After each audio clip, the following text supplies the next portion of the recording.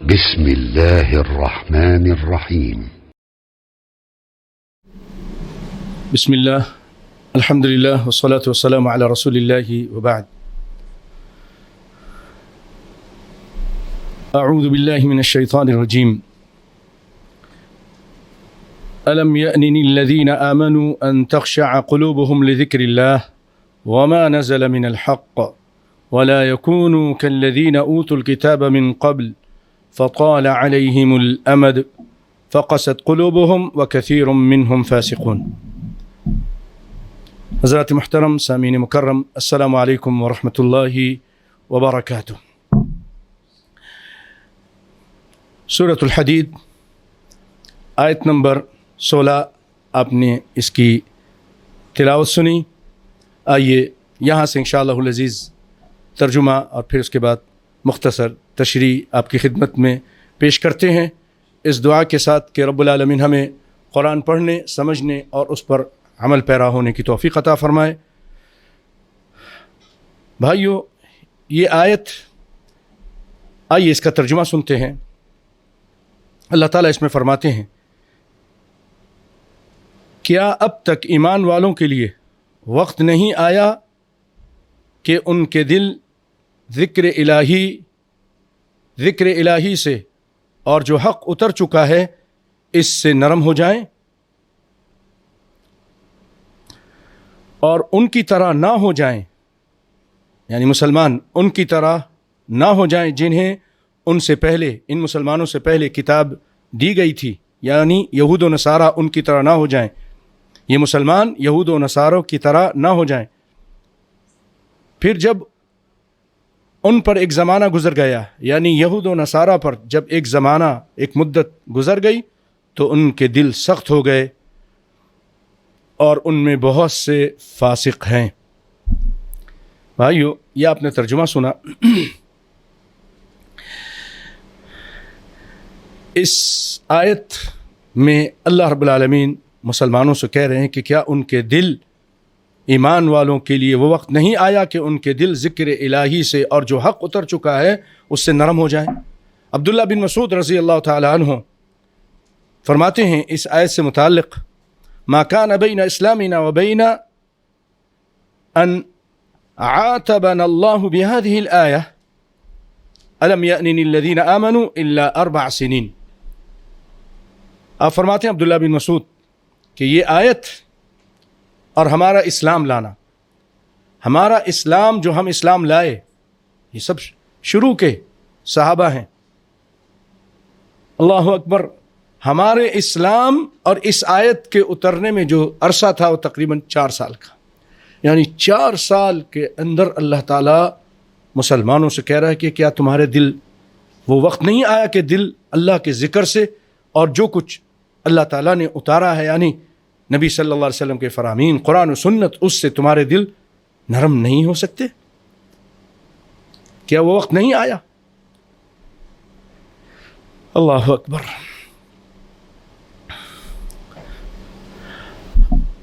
اور بھائیو، اس آیت میں آگے جا کر اللہ تعالیٰ فرما رہے ہیں کہ ان لوگوں کی طرح نہ ہو جانا جنہیں کتاب دی گئی تھی، یعنی یہود و نصارہ کی طرح نہ ہو جانا۔ فطال علیہم الامد، جب مدت، ٹائم زیادہ ہو گیا، فقست قلوبہم، تو ان کے دل سخت ہو گئے تھے۔ ایسا نہ ہو کہ تمہارے دل بھی ان کی طرح سخت ہو جائیں۔ اور ان میں بہت سے فاسق ہیں۔ تو بھائیو، ان کے دل سخت ہو گئے اور انہوں نے کیا کیا؟ انہوں نے، یہود و نصارہ نے، کتاب میں، اللہ کی کتاب میں جو آسمانوں سے اتاری تھی اس میں تحریف اور تبدیلی شروع کر دی، اور اس کے عوض دنیا کا مول لیا، دنیا کی قیمت حاصل کی، پیسہ لیا، اور انہوں نے اس کو اپنی عادت بنا لی۔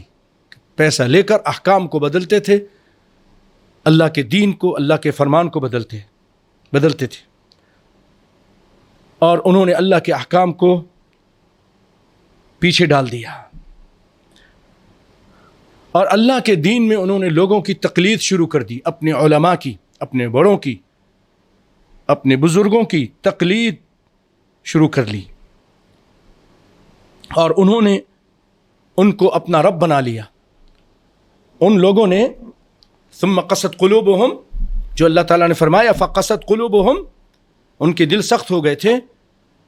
وجہ کیا تھی؟ تحریف کرنے کی وجہ سے، دین کو بیچا، دین کے بدلے میں مال لیا، اور تقلید شروع کر دی اپنے بزرگوں کی۔ اللہ اس کے رسول کے فرمان کو پیچھے ڈالتے تھے، اپنے علماء کی بات کو آگے کرتے تھے، اور ان کی تقلید انہوں نے شروع کر دی۔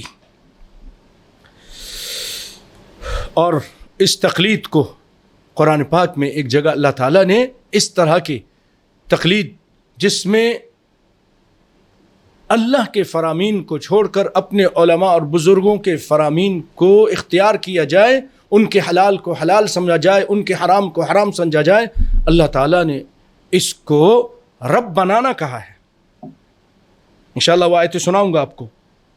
تو انہوں نے یہ شروع کر دیا، تو اللہ تعالیٰ نے یہاں پر مسلمانوں کو متنبہ کیا کہ تم ان کی طرح نہ ہو جانا، تم ایسا نہ کرنا کہ تمہارے دل پھر سخت ہو جائیں گے، اور پھر جیسے اللہ تعالیٰ نے ان پہ لعنت کی، پھر تم پہ بھی ایسا نہ ہو کہ اللہ کی اس نافرمانی کی وجہ سے تم پر بھی لعنت ہو جائے۔ بھائیو، سیدنا عدی بن حاتم، جو حاتم تائی کے بیٹے ہیں، مشہور سخی، یہ عیسائی تھے، اور یہ نبی کائنات صلی اللہ علیہ وسلم کی خدمت میں آئے، اسلام قبول کیا۔ ان کی بہن، جب یہ بھاگ گئے تھے تو ان کی بہن گرفتار ہو کر لائی گئی تھیں، اور پھر اس کے بعد جب نبی صلی اللہ علیہ وسلم کو پتہ چلا، آپ نے بڑے عزت و احترام کے ساتھ، اکرام کے ساتھ ان کو چھوڑ دیا، بلکہ ان کے ٹھکانے تک پہنچانے کے انتظام کیا۔ تو وہ اپنے بھائی کے پاس آ کر بہت برا بھلا کہتی، ان کو بہت کچھ کہا کہ تو اپنی عزت کو چھوڑ کے بھاگ گیا، جاؤ، محمد صلی اللہ علیہ وسلم بہت عظیم انسان ہیں، بڑے کریم ہیں، بڑا اچھا برتاؤ کرتے ہیں، اخلاق بہت اعلیٰ عرفہ ہے، تم جاؤ۔ تو ان کے کہنے سے، اپنی بہن کے کہنے سے، وہ یہاں آئے رسول اللہ صلی اللہ علیہ وسلم کے پاس اور اسلام قبول کر لیا۔ نبی صلی اللہ علیہ وسلم نے بہت احترام کیا، ان کو اپنے گھر لے گئے، تکیہ دیا، بیٹھایا عزت کے ساتھ۔ تو انہوں نے کہا، جب یہ آیت سنی، وہ آیت تھی اتخذوا احبارهم ورهبانهم اربابا من دون اللہ۔ اللہ تعالیٰ ان اہل کتاب کے بارے میں فرما رہا ہے کہ ان لوگوں نے اپنے علماء کو، اپنے راہبوں کو اپنا رب بنا لیا۔ اتخذوا احبارهم ورهبانهم اربابا من دون اللہ والمسیح ابن مریم، اور مسیح بن مریم کو بھی ان لوگوں نے اپنا رب بنا لیا۔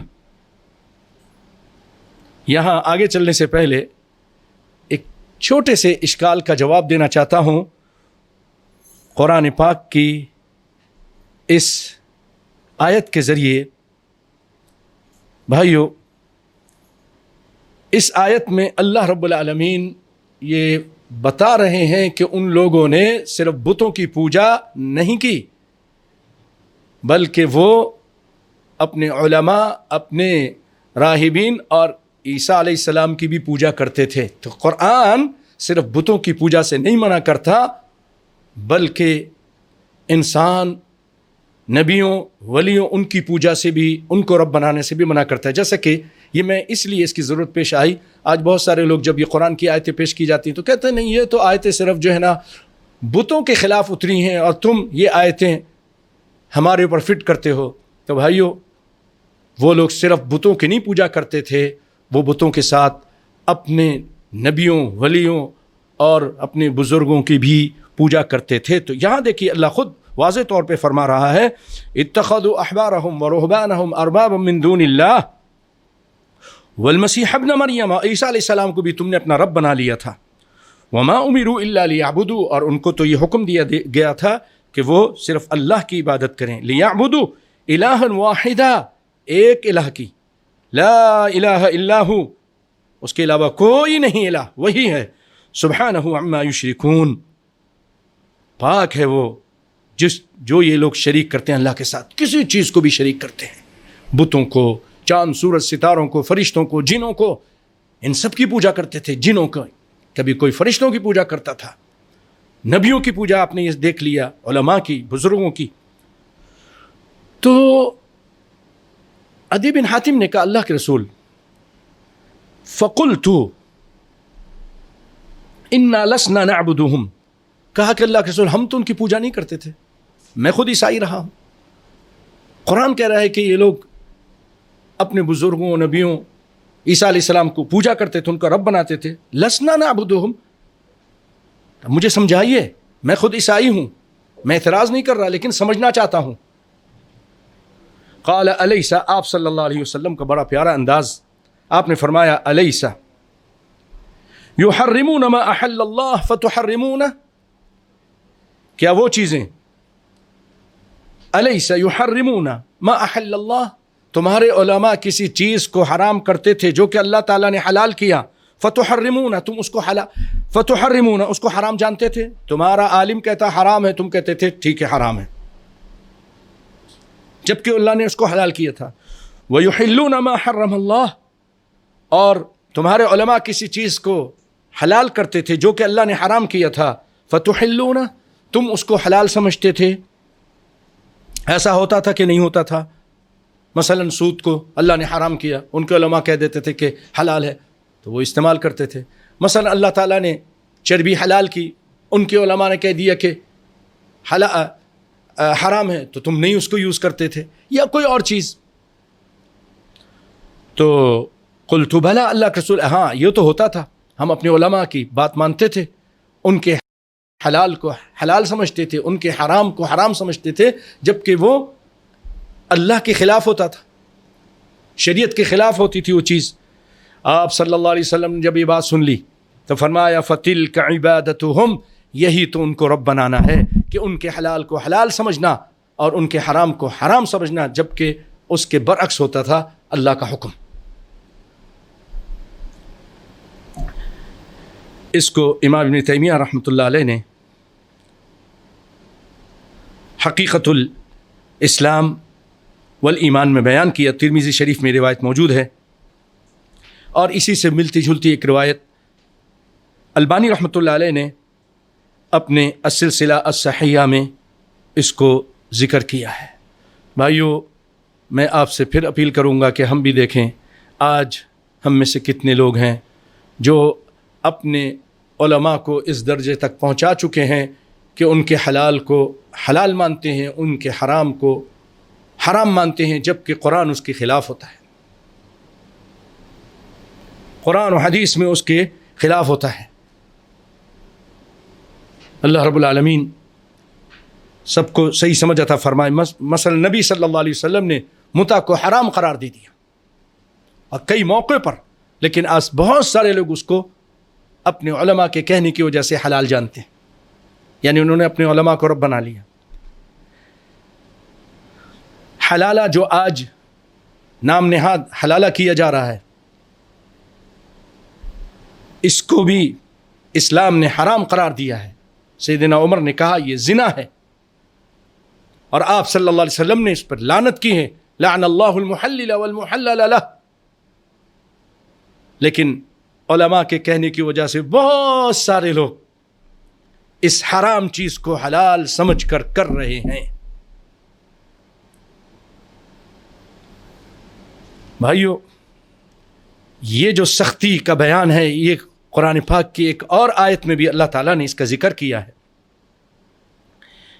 فَبِمَا نَقْضِهِمْ مِيثَاقَهُمْ لَعَنَّاهُمْ وَجَعَلْنَا قُلُوبَهُمْ قَاسِيَةً يُحَرِّفُونَ